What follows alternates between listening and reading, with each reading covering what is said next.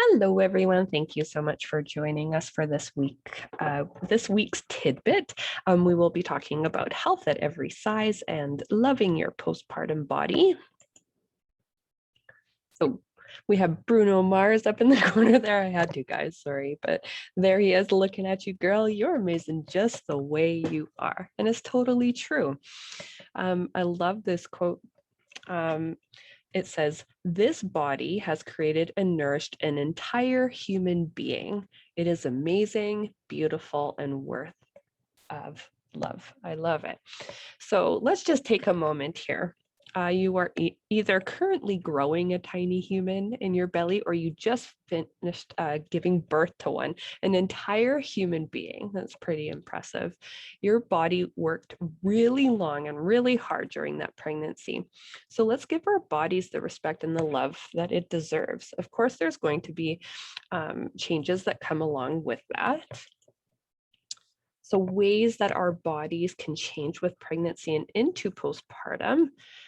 So our hips can actually get wider. So you're preparing for the birth canal gets larger. So it comes with wider hips. We can even get bigger feet.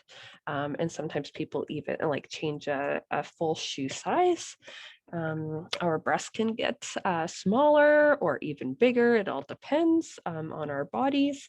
They can tend to feel either really full, a lot bigger, or even later on, you can develop changes where they're almost deflated. And then as years go by, that can even change again.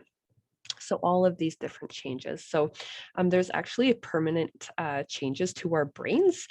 So our neurons, the network there actually changes. So it's kind of part of our protective mummy brain that changes that. So we tend to be sometimes a little bit more on edge. We can actually feel then a little bit more stressed out, which naturally, because there's lots going on with having a new babe in the house, but it's all part of that just protective mum brain.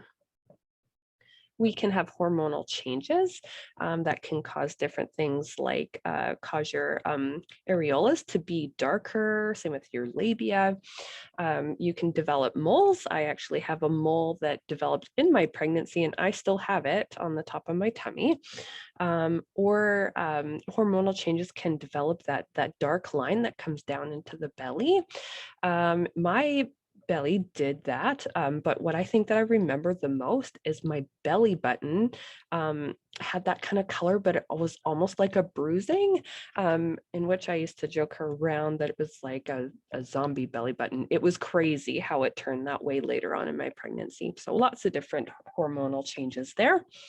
Urinary incontinence, so definitely you're going to notice a difference in your bladder. Limp hair, so just like your hair just tends to like it breaks easier, or sometimes hair even falls out or it just seems like less lively. Of course, we can get stretch marks. That's part of the journey for sure. Stuff that people don't even really talk too much about. So stuff like night sweats and changes in our body like varicose veins. So lots can go on. It can be different for everybody, where some things you hit some on the list, some people hit all of them. So lots of different ways that our bodies are definitely changing. I remember one of our moms talking about in group where she could almost fit her pants, but that she can tell that she was just in general a different shape. She can tell that she was just fitting everything different. Here's another quote here through the Body Love Project. Pregnancy definitely challenges how to feel about your body, but it also shows you that your body is a vessel and not an object. Food for thought there. So we're going to talk about the health at every size approach. It may, or they also call it haze, as well as how you kind of pronounce it. It may be a different approach than you've heard about before, but health at every size is an approach to health now that is being used more often and used by nurses, dietitians, and doctors all over the world. It includes a holistic approach to health that includes eating, activity, and feeling better about ourselves. We all come in different shapes and sizes, and health at every size is the idea that you can work towards being healthy in the body that you currently have without focusing on changing your body weight or shape or size. So I love pictures like this that you see at the bottom, is that we're all beautiful in our own way, of course, like just because we have different body types and different sizes doesn't mean that we're not beautiful. I absolutely love this photo. So health at every size has 5 principles that we're going to talk about today. Number 1 being the pleasure of eating well. The second principle being the joy of movement. The third is enhance health in mind, body, and spirit. Number 4 is size and self-acceptance. And 5 being an end to weight bias. We'll talk about the pleasure of eating well. So of course, that's going to look different for every family, but just to give you some examples of what they mean by the pleasure of eating well. So eating mindfully, which is enjoying and savoring all the foods that we're eating, and that this suggests to like eating mindfully is just kind of slowing down, taking a breath kind of in between as you're chewing, smelling your food, taking the time to chew. And the goal is to also eventually maybe teach this to our kids. Eating regular meals and snacks. So it's really important to not skip out. We need, especially just bringing a new human into the world, and if you're choosing to breastfeed, to have those regular meals to keep up your energy and different things like that, because your body is still working overtime even after you have babe. Recognize your internal cues for hunger and fullness. And that will develop in time.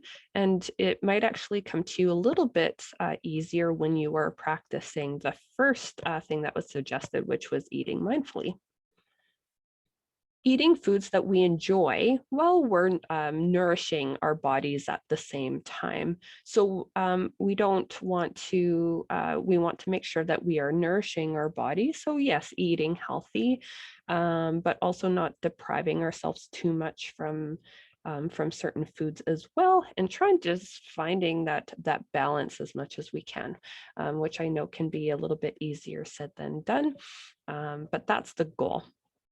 And also having pleasant meal times. So try and have them as stress-free as possible, setting aside that time to sit at the table with each other, avoiding any sort of arguments, having a good conversation, keeping it social and stress-free.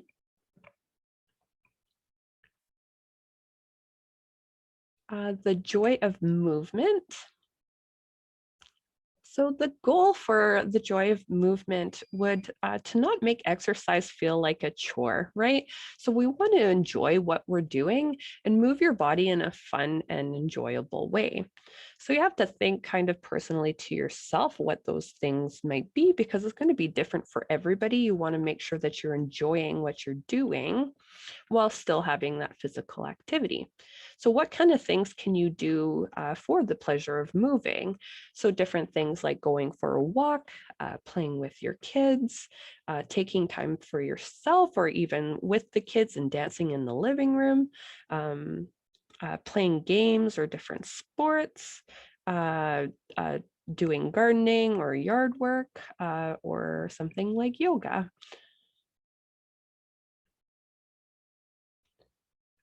Enhance health in mind, body, and spirit. So it's really important, the health of everything. So inside and out. So health is more than the size of your body. It's about finding balance in our lives, which can be not the easiest thing, but very important. It means paying attention to all of the areas of health. So being your mental health, social health, spiritual, emotional, and physical. So different things that we can do to enhance our mind, body, and spirit would be different things like sharing stories, having a conversation over the phone, laughing, trying to make somebody laugh, having some alone time, getting together with friends. So obviously it's a little bit of a different time right now, but whatever that may look like for you. So even if that means that it's virtually, if needed, but just getting to setting aside time and getting together with friends, giving to others, making sure that you take care of yourself, because really we can't really take care of others if we're not taking care of ourselves first. Attending support groups. So even something like Whole Baby Love is perfect way to fill your cup. Being a part of the community, that's kind of like mixing it all together, which I think is absolutely beautiful. And if you feel like that you can give yourself in the way of volunteering, sometimes people feel that that's a way to fill the spirit as well. Size and acceptance. So respecting and appreciating the wonderful diversity of body shapes and sizes, including your own, instead of pursuing a certain weight or shape. Accepting is an action and not giving up. Accepting the body we have can help us care for ourselves better. We can do things to be healthy in our bodies that we have now without feeling pressure to change them. We can care for ourselves through regular eating, moving our bodies, and self-acceptance. When we take care of ourselves, we have more energy to take care of ourselves and our children and others. How can we learn to accept, love, and appreciate our bodies? So we can do things like practice positive self-talk about our own bodies. So I think that we tend to get into that habit almost way too easily, where we're just like, oh, I feel so bloated. Oh, I don't like the way that I look today, and kind of down talking ourselves, where we need to implement it with more of a positive talk. Like, wow, I feel so good today, and different things like that. Talk positively about all body types.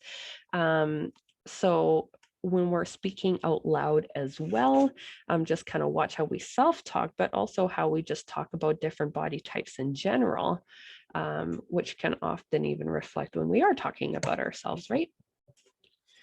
Talking positive about our children's body. So kind of going back to the way that we self-talk, if we self-talk about ourselves outside and that our children hear, that's kind of the way that they'll be thinking about themselves. So that's a great way to think and make sure that if we're talking positively about ourselves, then that could also reflect how our children feel about themselves. So we want to make sure that we keep it positive.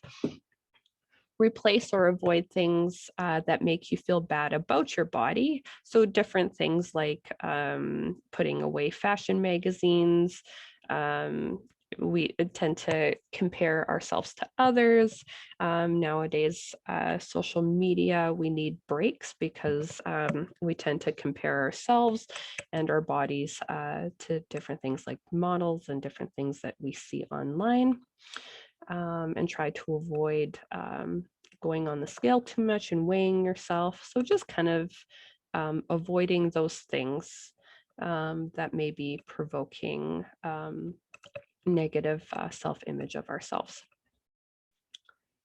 So kind of goes hand in hand, which would be stop body checking. So when we naturally kind of like look in the mirror or in store windows, I mean, it's okay sometimes, but just kind of being mindful of when it starts getting, obsessive to a point that we're doing it all the time, different things like that. And if we are maybe changing about our thoughts to more positive thoughts when we're looking in the mirror. And then switching our frame of mind. So of course, that's a little bit easier said than done. We get ourselves in a routine of thinking negatively, or if we're just kind of switching our frame of mind and starting to practice of thinking this way, that it will be more prominent of thinking positive. The last one, just being present and thanking your body. So once again, like our bodies can do pretty amazing things, just made a tiny human. Just learning to like thank our bodies, I think is a beautiful practice. The goal in general is just to find self-compassion. We need to be kind to ourselves through this transition and treat yourself with the same love that we give others. So the last one on the list is to end weight bias. So weight bias is judging somebody negatively or even positively based on their size. So size, shape, and weight are not related to a person's eating habits, physical activity level, their personality. Different things can be due to health conditions, but it doesn't reflect somebody's moral character or their mental health. So we really need to kind of take those images away that everybody is their own shape and size individually. And the last one here, I love it. We love our children just as they are. So remember that your child loves you just the way you are. And they do. So just some quotes here and some affirmations that I wanted to kind of share with you guys to end the video, starting at the top here. So a healthy outside starts from the inside. Love it. Love your body because you only have one. A scale can never measure your worth. And some affirmations that we can feed into that positive self-talk. I will not let my mind be a bully to my body. I accept my body the way it is today. I choose to stop obsessing about my body. And here we'll throw in a thank you. Dear post-baby body, thank you. So thank you very much for tuning into this week's Tidbit.